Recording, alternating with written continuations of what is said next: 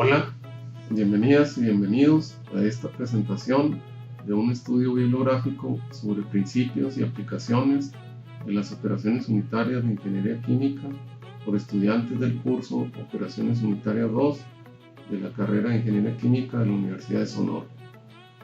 En esta sesión escucharemos la exposición sobre un tema relacionado con humidificación, absorción, secado o evaporación, que son las operaciones unitarias tratadas en este curso.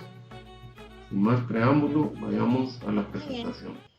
Pues buenas tardes, mi nombre es Itzel Paola Salas Montijo y yo les voy a hablar acerca de un artículo que se trata sobre la investigación del rendimiento de una torre de enfriamiento de flujo transversal inducida de 4 celdas.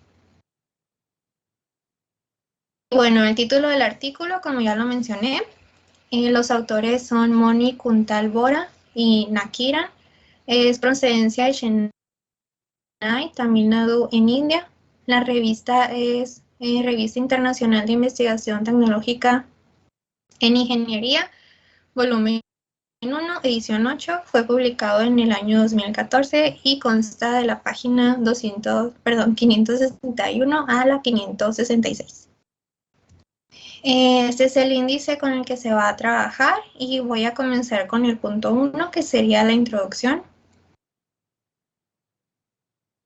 Bueno, en las centrales eléctricas de vapor, el vapor se genera a partir de una fuente de calor, que esta puede ser de carbón, gas, nuclear o geotérmica. El vapor se utiliza para impulsar una turbina que está conectada a un generador de electricidad.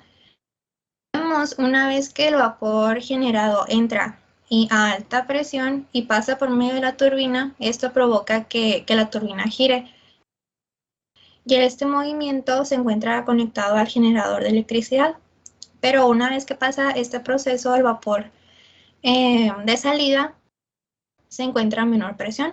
Entonces tenemos que el vapor entra a la turbina a alta presión y sale a una menor presión. Para minimizar la eficiencia del ciclo, la salida de baja presión se mantiene en un estado de vacío, que esto significa que se encuentra a presiones inferiores de la atmosférica. Y bueno, el vacío se crea enfriando el vapor de nuevo en forma líquida en un condensador. Que una forma común de proporcionar enfriamiento es bombeando agua de un lago o mar cercano a través del condensador. Y que estas fuentes de enfriamiento nos proporcionan una gran cantidad de líquido refrigerante, pero además es una variación de temperatura baja.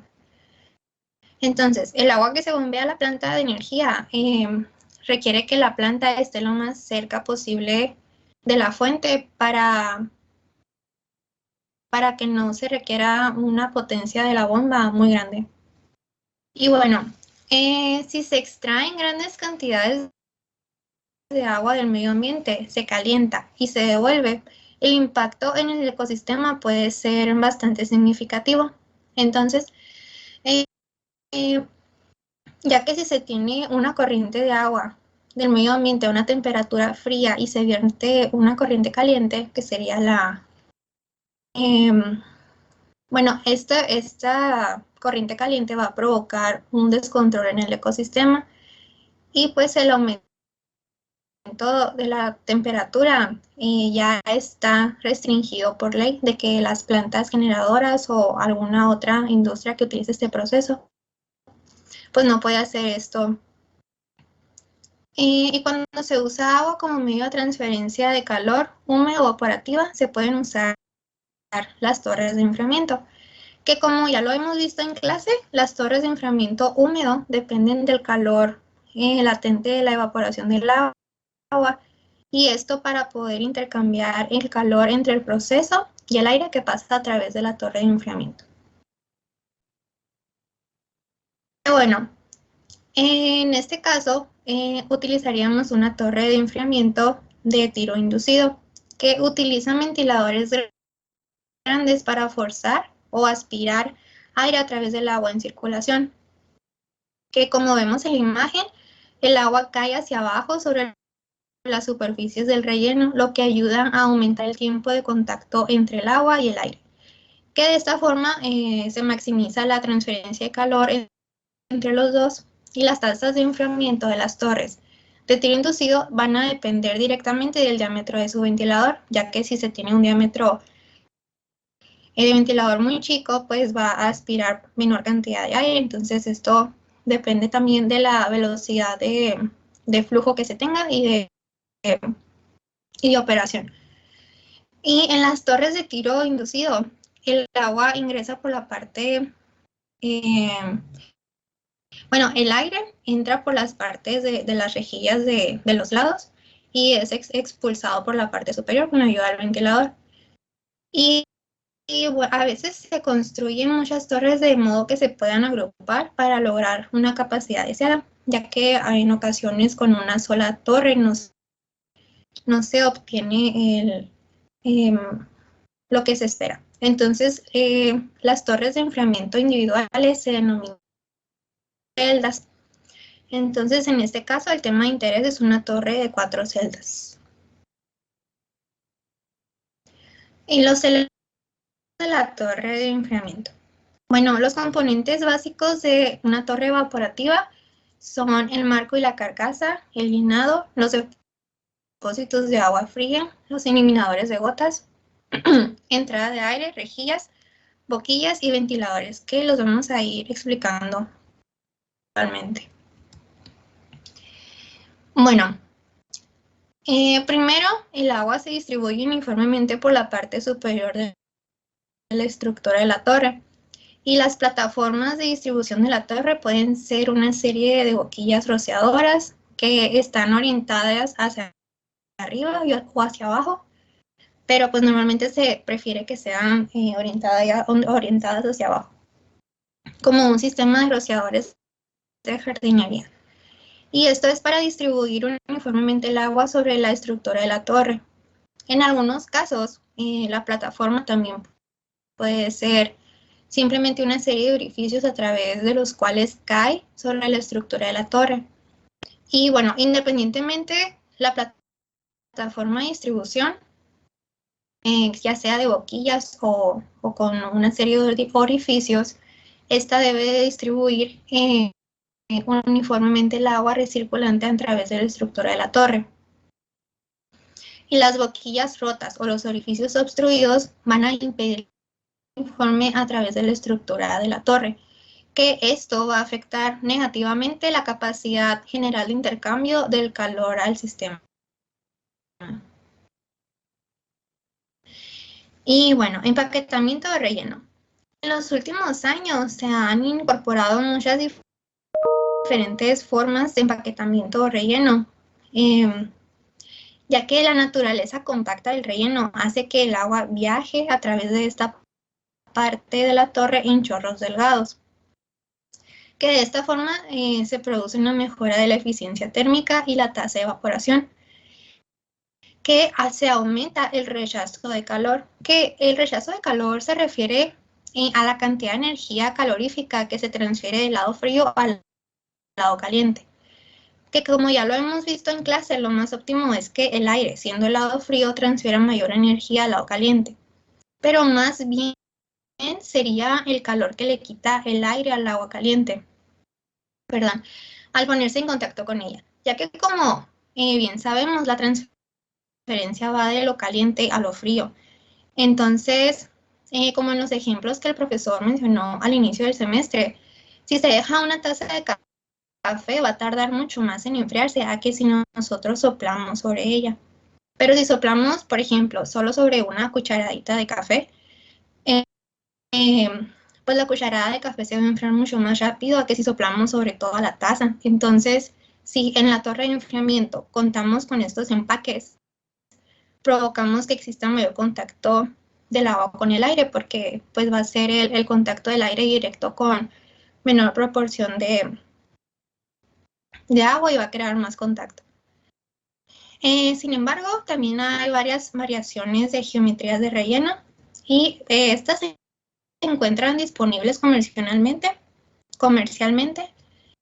Y estas aumentan la tasa de rechazo, que es lo que se busca, pero también son propensas a la formación de incrustaciones y crecimiento biológico, ya que por tener una forma un poco diferente que igual sí mejora el tiempo de contacto del agua con el aire, pues las incrustaciones o las impurezas que pueda tener el agua se van quedando obstruidas en estos empaques. Entonces esto se provoca el desarrollo de estos crecimientos microbiológicos. Y pues para evitar esto, el relleno de la película debe inspeccionarse de forma rutinaria y más que nada para asegurarse de que está limpio, libre de impurezas, incrustaciones o alguna actividad biológica. Y bueno, las rejillas, eliminadores de arrastre y depósito. Para minimizar las pérdidas debido al arrastre y ayudar a dirigir el flujo de aire hacia la torre, se utilizan comúnmente las rejillas y los eliminadores de arrastre, que las rejillas se ven con mayor frecuencia a lo largo de los lados de la estructura de la torre, y mientras que los eliminadores de arrastre residen en la sección superior de la torre para capturar las gotas de agua arrastradas, que de otro modo podrían salir a través de la pila. Entonces, si las rejillas están dañadas o mal orientadas junto con los eliminadores de arrastre, van a provocar pérdidas excesivas de flujo de agua, ya que el aire, al ponerse en contacto con el agua, cierta cantidad de estas gotas se van a adherir al aire. Al pasar por los eliminadores de arrastre, la cantidad de agua es desprendida, entonces el aire es desprendida del aire y se puede regresar al ciclo. Que un separador de gotas, más que nada su funcionamiento es eliminar esas gotas que trae el arrastre, que trae el aire saturado, ya que se adhieren a ella. Entonces, como en la imagen, como se ve en la imagen, al tener este aire saturado que transporte las pequeñas gotitas, entran por debajo, entonces chocan con las paredes que están de forma inclinada y así se van uniendo y forman gotas más grandes, que de esta forma aumentan su peso y su volumen y por gravedad caen. Entonces de esta forma se puede recuperar esas gotitas que se habían adherido antes.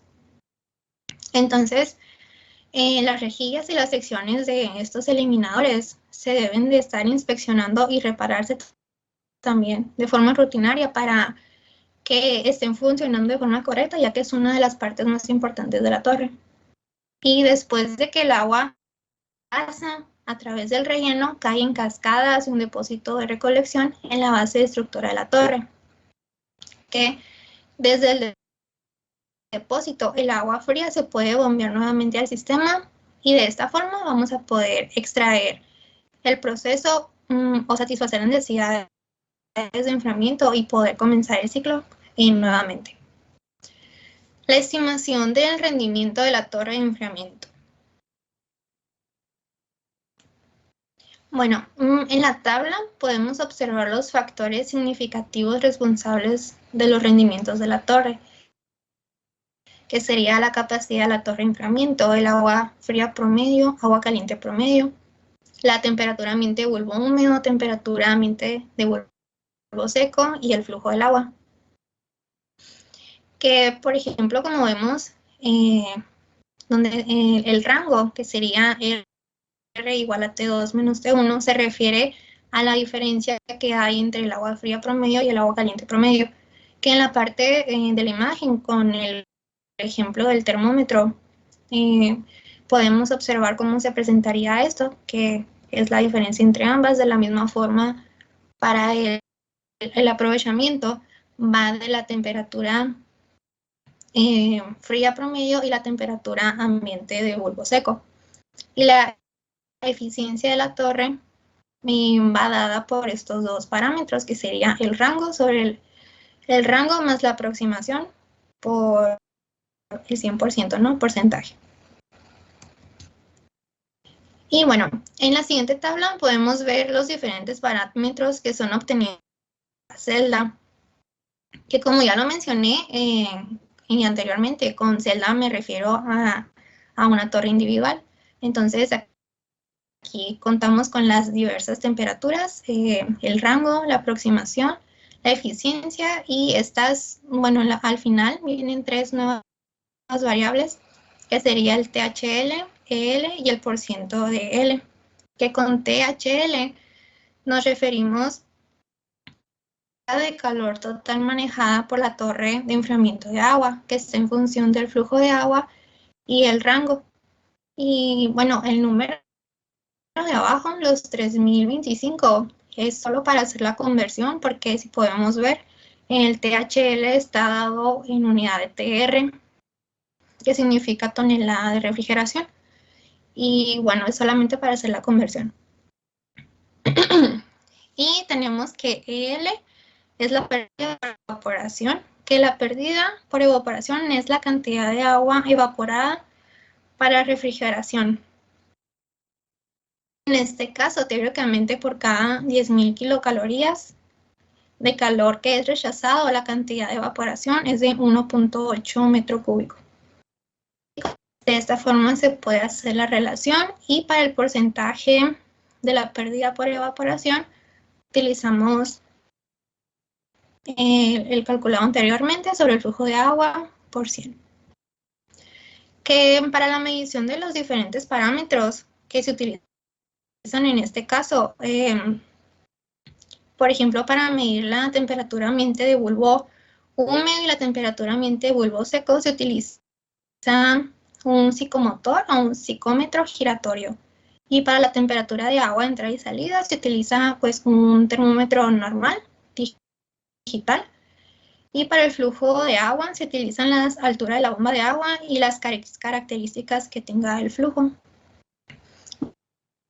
Bueno, ahora, si consideramos el rango, el flujo de agua total, la temperatura de bulbo húmedo, de la temperatura y la temperatura del agua fría, para cada celda, tomando en cuenta una misma capacidad, podemos establecer curvas características de rendimiento, que esta curva, que es la que se mostraría en la tabla, da una idea para la interrelación entre todos los parámetros mencionados, que nada más sería, por ejemplo, para la celda 1 tenemos una T2 de 35 y una temperatura de bulbo húmedo aproximadamente de 28.5, entonces solamente es esa relación. Y en las influencias en la estimación del rendimiento de la torre de enfriamiento. Bueno, existen diferentes elementos para esto. Uno de ellos es la de la capacidad, que la capacidad en términos de disipación de calor y caudal circundante son una indicación de la capacidad de la torre de enfriamiento. El rango, que aquí mientras más se acerca a la temperatura de bulbo húmedo, la torre de enfriamiento va a resultar ser más cara, ya que se va a necesitar un tamaño mayor. La temperatura de bulbo húmedo, pues es la temperatura de bulbo húmedo de aire que ingresa a la torre de enfriamiento y determina los niveles de temperatura de operación en toda la planta, que como ya sabemos, la temperatura de bulbo húmedo es una forma de indicarnos la humedad que tiene el aire, y pues de esto va a depender todo el funcionamiento, la aproximación y el flujo. Cuanto más cerca esté el acercamiento al bulbo húmedo, va a ser también más cara la torre de enfriamiento debido al mayor tamaño. El rango de calor. El rango es una función que va directa de la cantidad de agua circulada y la cantidad de calor, ya que ambas son función de la temperatura de agua caliente y fría. La aproximación y temperatura de bulbo húmedo, que el diseño de la temperatura de bulbo húmedo está determinado también por la ubicación geográfica. Los rellenos, que bueno, el intercambio de calor entre el aire y el agua, como ya lo he estado mencionando, va a estar influenciado por la superficie de intercambio de calor. Y recientemente también se han desarrollado rellenos de baja obstrucción que tienen ranuras de mayor tamaño para manejar aguas muy turbias. Entonces, con ranuras Entonces, pues si se tiene un flujo muy turbulento y se tienen unos empaques muy pequeños, se va a crear una acumulación, por así decirlo. Entonces, se han mejor desarrollado los rellenos con una menor obstrucción, dándoles un mayor tamaño. Y muy bien, las razones del bajo rendimiento de la torre de enfriamiento.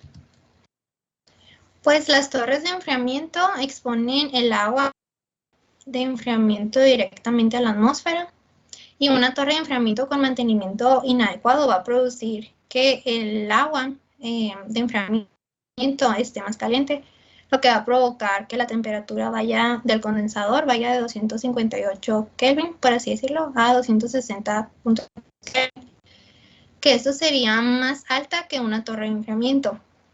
Entonces, esto va a disminuir notoriamente la eficiencia del enfriador, además de que tendría también una vida útil más corta. Y algunas de las causas comunes que esta condición lleva es que se tiene deposición de incrustaciones, que es cuando el agua se evapora del elemento, va dejando depósitos de incrustaciones en la superficie del relleno, debido a los minerales que tiene el agua. También el bloqueo de las boquillas de pulverización, que pues esto va a afectar directamente al flujo, ya que una distribución irregular del agua da como resultado un flujo de aire irregular a través del relleno. Vamos a tener también un rendimiento débil de la bomba, que el flujo de agua apropiado es muy importante para lograr la óptima transferencia, ya que si se tiene un flujo muy pequeño, pues no se va a estar aprovechando correctamente, igual que si se tiene un flujo muy grande. La acción de la corrosión, que también es más que nada aplicar tratamiento químico del agua para disminuir los efectos, evitar las incrustaciones. El aire, pues como ya se mencionó, pues contiene también partículas de polvo, al igual que el agua. Bueno, impurezas más que nada. Ambos los contienen y igual pueden crear este tipo de impurezas. Las oportunidades de torres de enfriamiento energéticamente eficientes. No, ya que la tecnología va cambiando comúnmente con el tiempo, es muy útil estimar si es posible aumentar la capacidad calorífica del sistema, ya que siempre se busca optimizar lo mayor posible el proceso. Y unas oportunidades clave serían reemplazar los rellenos que generalmente son de madera o plástico por rellenos de PVC, o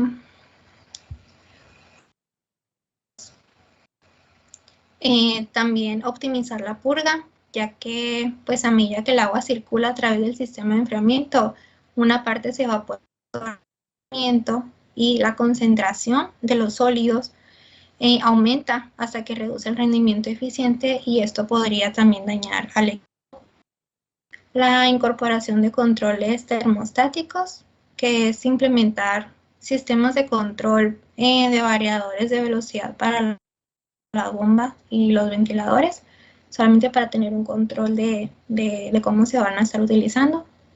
Instalación de aspas de plástico reforzado en lugar de aspas metálicas.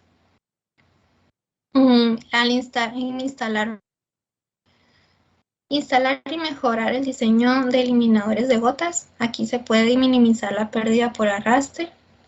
La estimación de la eficiencia de las bombas de la torre de enfriamiento por mes. La instalación de boquillas nuevas. En el caso de más de una celda de enfriamiento, celdas, que es el caso, también utilizar un control secuencial, que una dependa de la otra y pues se puede hacer de forma manual o automática. Y conclusión, pues Como vimos en la tabla, se tiene una temperatura de bulbo húmedo para cada celda, que es 28.5 grados Celsius, y la temperatura de agua fría, que sería 35 grados Celsius. Y para cumplir con la carga de calor, que esto sería la cantidad de calor que se debe ser retirada del sitio por refrigerar para reducir o mantener la temperatura que nosotros deseamos. Y se necesitarían pocas modificaciones para aumentar el flujo de agua a través de la torre. El uso de torres de enfriamiento es una estrategia clave para reducir el uso de energía en muchos sistemas de enfriamiento, pero también esta eficiencia energética se intercambia por un uso de agua. Y pues las torres de enfriamiento son responsables de un porcentaje considerable de consumo de agua. Por ello, la conservación del agua a través de su monitoreo y mantenimiento es primordial. Sería todo por mi parte y muchas gracias.